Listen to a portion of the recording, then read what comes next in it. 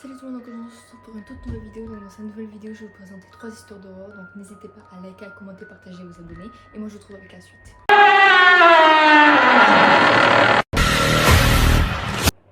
Une terrible emprise. Vous connaissez le film L'Emprise? Je vous mettrai une photo là.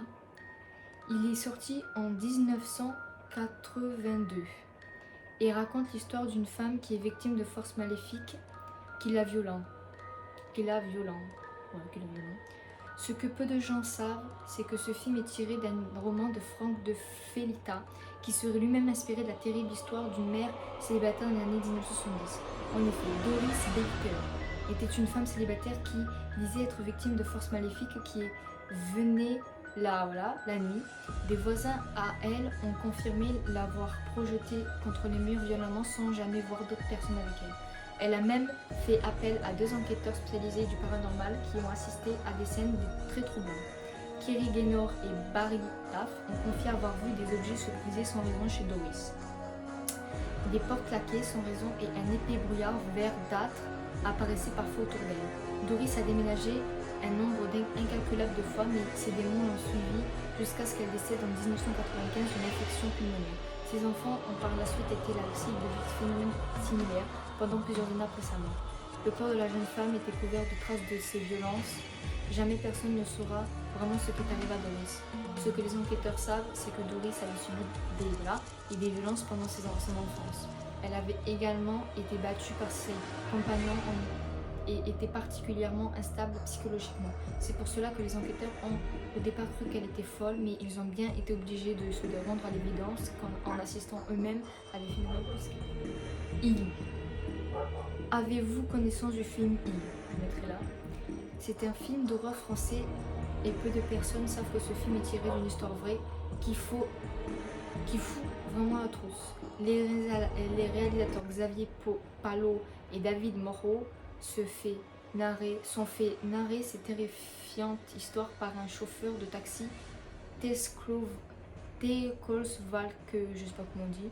Ils ont décidé d'adapter cette histoire en film et pour qu'elle parle encore plus aux téléspectateurs, ils ont changé la nationalité des protagonistes. Décidément, j'arrive pas à parler aujourd'hui. Dans le film, il s'agit donc de Français expatriés en Roumanie. Voici la vraie histoire. Un couple d'Autrichiens expatriés en Tchécoslovaquie ont commencé à percevoir des phénomènes étranges dans leur maison. La télé s'allumait toute seule, des objets disparaissaient, la lumière s'allumait en pleine nuit et le téléphone se met à sonner sans personne au bout du fil. Cet enfer a duré des mois. Au final, le couple a été pris en chasse et assassiné par une bande d'agresseurs. Les autres étaient des jeunes gens maléfiques, tous âgés de moins de 15. Au revoir. J'ai trouvé cette histoire dans le journal intime d'un vieux voisin décédé qui vit seul depuis des années. Je suis partie dans le rush pour récupérer mon fils à l'école. Le trafic était plutôt fluide ce jour-là. Rien sur ma route à part quelques feux rouges. Cela faisait pas mal de temps que j'attendais à un feu rouge quand j'ai remarqué une femme. Je n'avais aucune idée de combien de temps elle était tenue debout là à me fixer. Mais une fois que je parvenais à plus regarder ailleurs, elle me regardait comme une folle et agitait sa main vers moi en caressant les cheveux de la tête d'un petit garçon. Son petit garçon. Son fils, j'imagine. Portait des vêtements larges marrons et un masque noir de chèvre. C'était un costume étrange et surtout qui porte un costume au lendemain d'Halloween. Lui aussi agitait sa main dans ma direction et me fixait à travers ce masque troublant. Mais ses mouvements semblaient inconfortables et forcés. Les yeux de la femme pouvaient voir à travers moi et je pouvais quasiment sentir physiquement ce regard s'approcher à moi. Elle ne clignait même pas les yeux. Je me sentais nue et très tendue. Et les yeux du garçon, mon Dieu, les yeux du garçon étaient suppliants et imployaient de l'aide. La femme a commencé à devenir impatiente, agitant sa main plus fort à chaque seconde. J'ai détourné le regard. Pour je ne sais quelle raison, j'étais terrifiée. J'avais besoin de m'enfuir. Une fois le feu passé au feu vert, ce qui avait semblé durer une éternité, j'ai démarré. Je n'ai même pas pris la peine de regarder derrière. Je pensais que rien ne serait plus terrifiant que ce moment. Ensuite, je suis arrivée à l'école et ils m'ont dit que mon fils n'était pas là. Ils m'ont dit que ma femme l'avait déjà récupéré. Je n'ai pas de femme.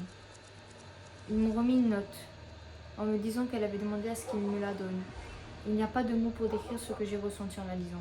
Ne me dis pas que je ne t'ai pas donné une chance de lui dire au revoir. Donc voilà, j'espère que ça vous aura plu et moi je vous retrouve pour une prochaine vidéo. Bisous.